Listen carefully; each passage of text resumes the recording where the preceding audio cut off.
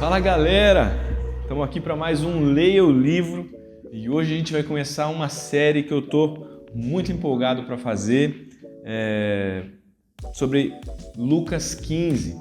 A gente vai tratar um pouco de Lucas 15 para a gente entender mais profundamente aquilo que Jesus está explicando em Lucas 15 e vamos se deter um pouco mais naquela parábola que é chamada comumente aí de a parábola do filho pródigo. Mas eu queria mostrar para você, através da leitura do texto e do contexto, que esse nome não é um nome adequado, que talvez um nome mais adequado seria outro. E a gente vai ver isso aqui no texto. Então, o que eu estou chamando hoje aqui de a parábola dos dois filhos perdidos, e eu vou mostrar isso através do contexto. Beleza? Só queria orar com você antes da gente começar. Senhor Jesus, muito obrigado, Pai, por esse tempo. Obrigado pela sua palavra, que é viva e eficaz, que ela penetra até a divisão da alma e do espírito e que ela é apta para discernir tudo que há em nós, Pai. Que o Senhor use a sua palavra para louvor da sua glória, que a leitura desse texto e essa série, Pai, possa nos revelar mais de Ti, mais da sua mensagem e mais do Evangelho, para louvor da sua glória e que a gente se alegre nisso, Pai, em nome de Jesus. Amém. Então, eu vou ler sublinhando com você e depois vou explicar essas questões, beleza? Vamos ler o texto comigo.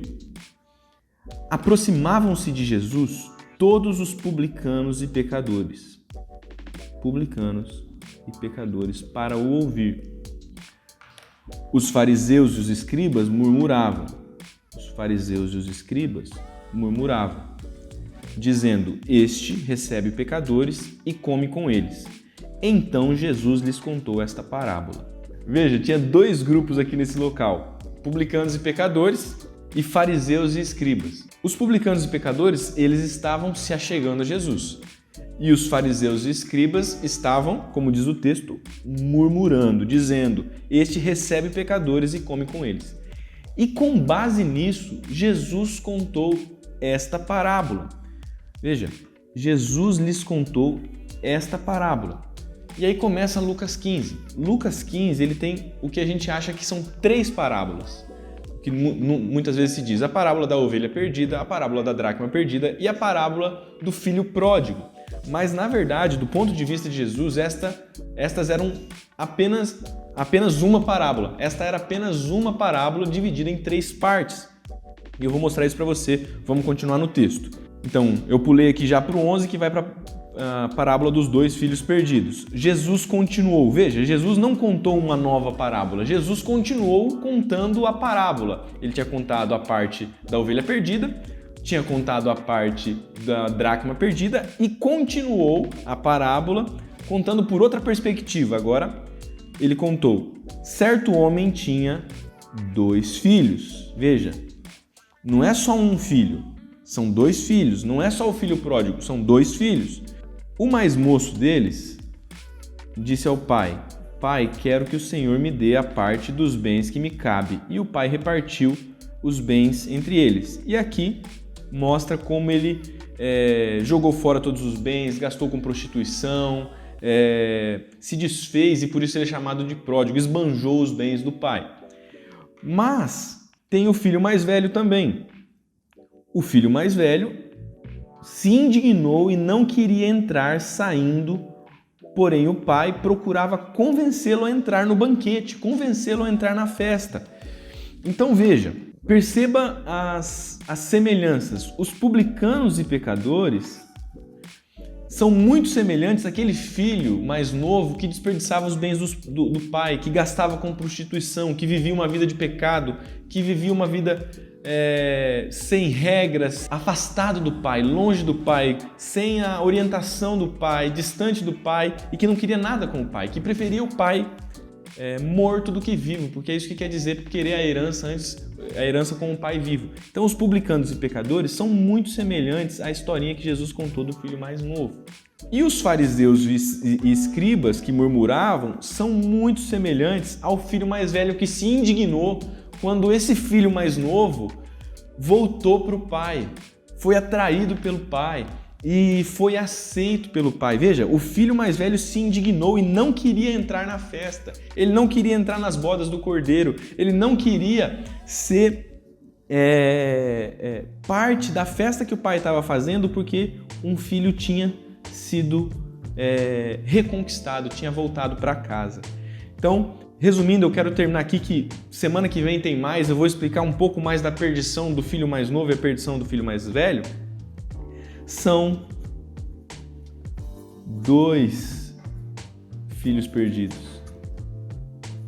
E vou resumir aqui para você então.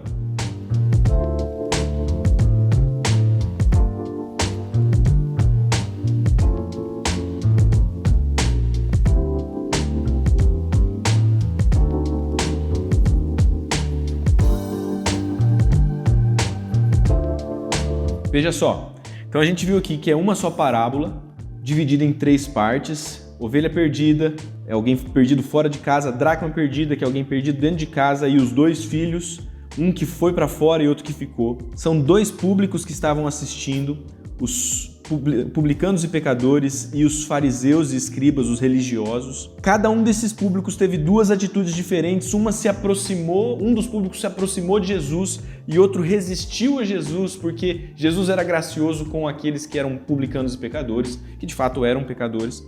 E existem muitas semelhanças entre os personagens. A gente conseguiu vincular que o filho mais novo era semelhante aos publicanos e pecadores e o filho mais velho era semelhante aos escribas e fariseus. E perceba uma coisa muito interessante que muda a ênfase da nossa parábola.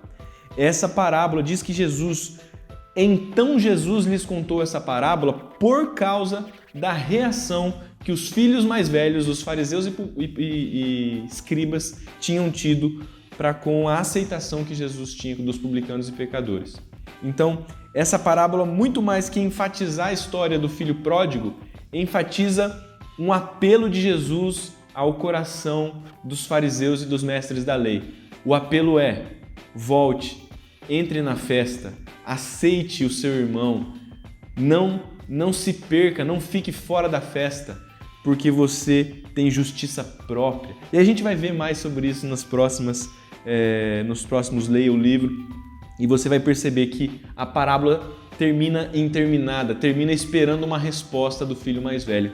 Então, veja o contexto. O contexto tem muita importância para a gente não entender de maneira equivocada a palavra de Deus e poder extrair o melhor significado e aplicar aos nossos corações, corações no qual habita tanto os filhos mais novos quanto os filhos mais velhos. E a gente ser curado disso em nome de Jesus. Beleza, galera? Até semana que vem. Semana que vem tem mais. Valeu!